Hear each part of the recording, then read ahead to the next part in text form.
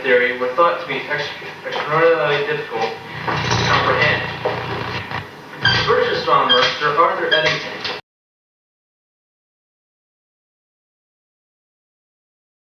Come on, Yates! Oh yeah, welcome back everybody. And this week happened to be one of the better ideas I've had recently. But before we get to the lifting, we're going to do a quick physique update. Key points here, sitting around 138, 139-ish. Still got like striations through the chest and the upper arms. You can see they're still separated between like the bicep and tricep. And the El Reyes abs are looking pretty good. And my waist has only come back less than half of the change from the diet. So when I dieted down initially, my waist dropped, I think it was 4.5 inches total. But I've only put back on like 2.25 inches, even though I'm almost back to the same weight. So that is excellent. So getting to the lifting.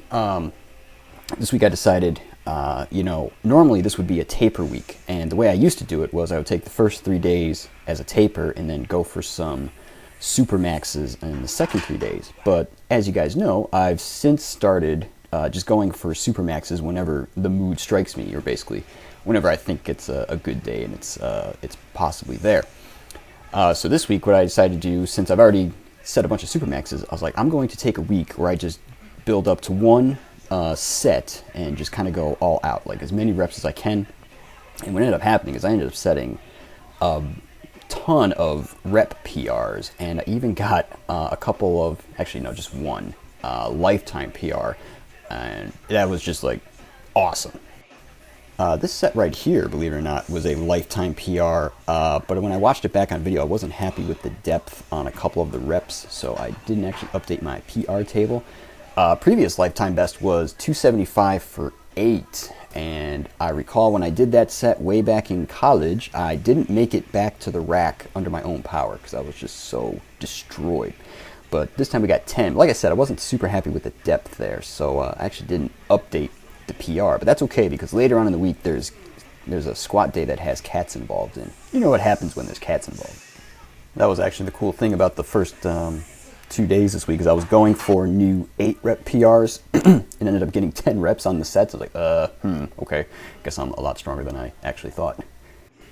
And I suspect what's going on with that is simply that as the fatigue from my normal super high volume routine is bleeding off and I'm getting fully recovered, my muscles are able to really go to another level because, like I said, they're like fully recovered as opposed to the usual somewhat fatigued state. Yeah, so this week I got new 8 rep PRs on the bench, on the squat, on the OHP, and the squat one was actually ridiculous because, believe it or not, by my records, that 8 rep set actually beat the weight that I had listed as my 4 rep best. So it actually had to replace all the way from 4 rep PR all the way up to 8 rep PR with the same weight because it was all done in one set. And I was like, that's awesome. Also got a new 6 rep PR on the OHP. I haven't really kept any PRs, rep PRs I should say, on the front squat and the incline, so I think I'm going to start and just use what I got this week as my baseline. And one other nice thing about this kind of Dorian Yates style high intensity one set all out routine is, boy does it save time because I was cranking through these workouts in like, basically just an hour when normally I'm a good 2 hour plus, especially on like Saturday, Sunday, Monday workouts. So I'm about to go into rant mode on. So the Olympics are starting this coming weekend and I was excited. Keyword there was because the weightlifting competition, the men's 85 kg weight class, which may be my future weight class if I become obese, was shaping up to be a battle royale because you had 4 dudes who could legitimately win the gold medal. And as you know, there's only 3 podium spots, so somebody was going to get left out. That was until they decided to ban the entire Russian weightlifting team from the Olympics, which is kind of dumb in my opinion, because when you think about it, the point is that there were 2 of those guys were Russian. The other 2, one was Chinese, or is Chinese, and the other is Iranian. It was really dumb to ban the Russians in my opinion, because if you have 2 other dudes who can legitimately beat the Russians, you're telling me they're not on stuff?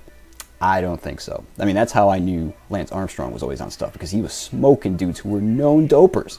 And basically, when it comes to that, clean people don't beat dope people. It pretty much just doesn't happen. So, I don't know, man. I'm just bummed about that. I think it's dumb. And end of rant. Rant mode. Off. Yeah, so that's a huge bummer. But like I said, I'm still going to watch the Olympics and check them out because they only come around like every 4 years. And you really got to carpe the diem. You know what I'm saying? Yeah, so anyway, on to Wednesday, which is a famous day, sometimes known as Hump Day! Oh yeah! Big cats, big cats. I am quite the fan of those big cats. Anyway, so this day, put 285 on the bar because, you know, like I said before, crushed 275 for 10. And then when I watched this one back on video, I was like, oh yeah, those are all solidly deep. So this is a new 8, 7, 6, 5, and 4 rep PR, believe it or not. So that is excellent.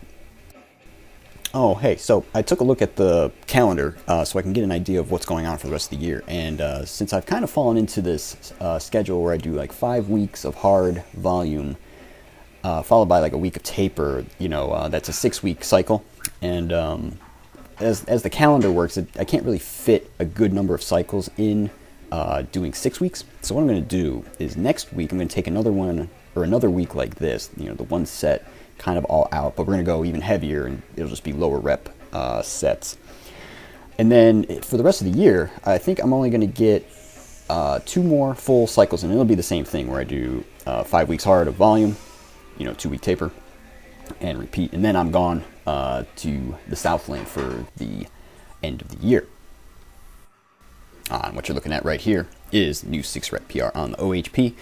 Previous one was only 2.5 pounds lighter, but that's okay because as you guys noticed, I didn't attempt any super maxes on the OHP in a while, but it looks like it is getting stronger, even though I haven't done that, because I've been doing high volume shoulders pretty much every single day, and also not running them on a strength program where I have a day or several days of lower rep, higher weight training. It's all been just the single max, but then reps in the 10 range for volume. I like to say that the reason I've been running shoulders that way is I'm trying to build boulder shoulders, trying to put a couple of boulders up on my shoulders, and I figure cranking tons of volume is the way to do it. Also, it's very difficult to get shoulders into a really stretched position where there's weight on it in the stretch position, and that's where a lot of the muscle damage really occurs. So it's hard to, you know, overwork the shoulders or get too much muscle damage is probably the better way to say that. All right, people, so that's pretty much going to wrap it up for this week. Like I said, same basic idea next week. And we're going to end, as always, with the dodeca mother. Yeah. You guys have a great week.